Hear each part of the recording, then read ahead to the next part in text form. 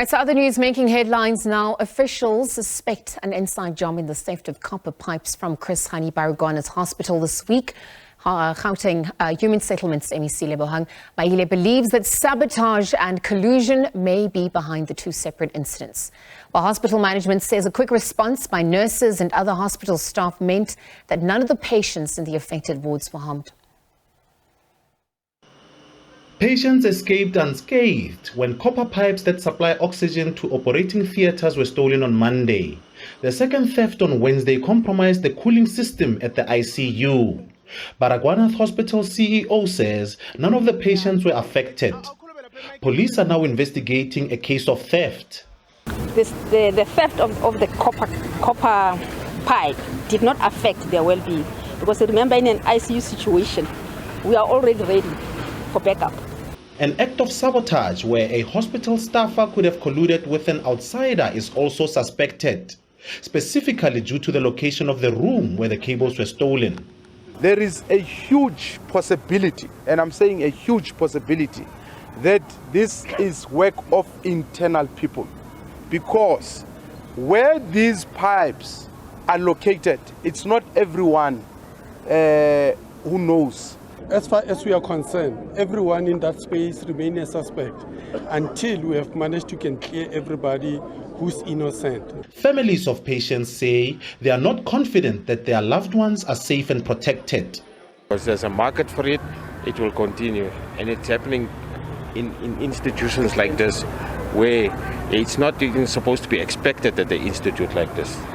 There's families waiting for their relatives, there's loved ones, and this element of crime is exacerbating, quality of life.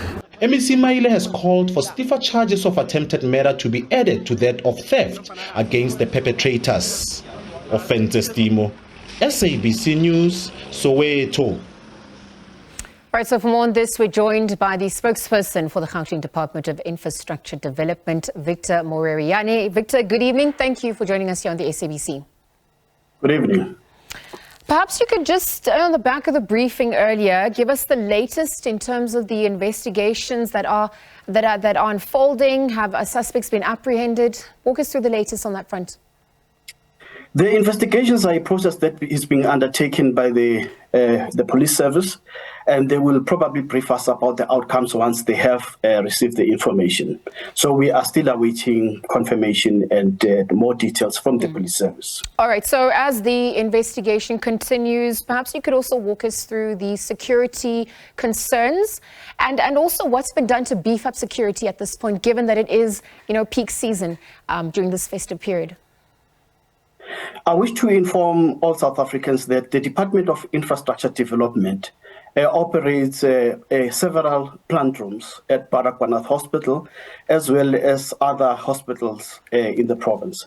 So the plant rooms are critical nerve centers of the operations of a hospital, and therefore anyone who interferes with the operations of the plant room is basically interfering with essential infrastructure service, and it is a crime, and we will take action, serious action against those people.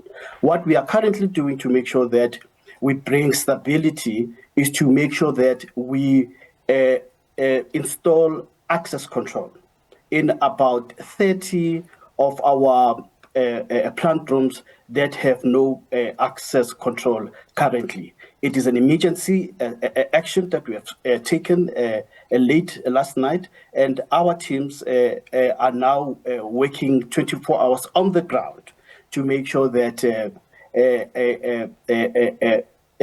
controlled access is made available to the hospital. So we're talking about 30 plant rooms that still has to be covered. Victor, can we at this point quantify the costs of the damages to date? If so, how much, and what's going to be needed in order to rectify it? The reason why MEC Maile is saying we suspect highly that there is sabotage behind this operation is based on the fact that the tampering that occurred has no economic value. So the two pipes that were stolen in the two incidents that took place are too small for us to even think that there is an economic motive.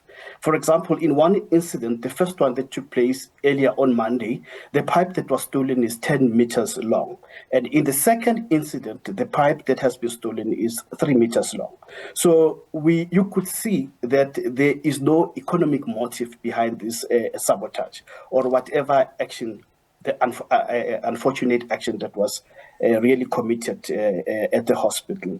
And therefore, if we are to talk about the economic impact, those pipes are really worth nothing, to be honest. All right, so then as we look at, the interim plans that have been put in place to support, both staff and patients, what does it look like at this point, just given, those who have been affected by those who have needed surgery and those who are in ICU? The Department of Infrastructure provides a technical backup for the hospital. So we run the backup office, or the back end office of the operation. So at the front operations, the clinical staff, the clinicians, are making sure that they have backup oxygen cylinders, and also making sure that they are always alert of anything that could be out of the ordinary. So we are working together. We've had a meeting with them, so we've all agreed that we need to be on high alert throughout to make sure if there's anything that is taking place that is not normal, could be reported immediately so that we can take immediate action. All right, Victor, just as we conclude this conversation then, on the back of what you've just echoed, is the hospital then fully operational at this point? And by considering the human element, what's also being done to improve the morale of both the staff and the patients during this peak festive period? I wish to encourage all South Africans to be aware of the fact that our hospitals are extremely safe. This is one of those rare incidents that happens in a hospital, but our hospitals are fully operational. And the staff members, the clinical staff members, we've had a discussion with them. They're highly spirited, highly motivated, and they are really making sure that they have made it clear even to MEC Lebogang Maile that their purpose is to provide the best clinical service in the province. And they simply need the technical support that the Department of Infrastructure Development is providing. So both of us as the two departments, we are working together to deliver the best clinical service in the Gauteng province. Right, Victor, thank you very much for joining us here on the SABC and for providing that update. Victor Moreriane is the spokesperson for the Gauteng Department of Infrastructure Development. On the back of the briefing held by Lebogang Maile, the MEC for Human Settlements and Infrastructure Development, we saw that this week copper piping was stolen from the Chris Hani Baragwanath Hospital.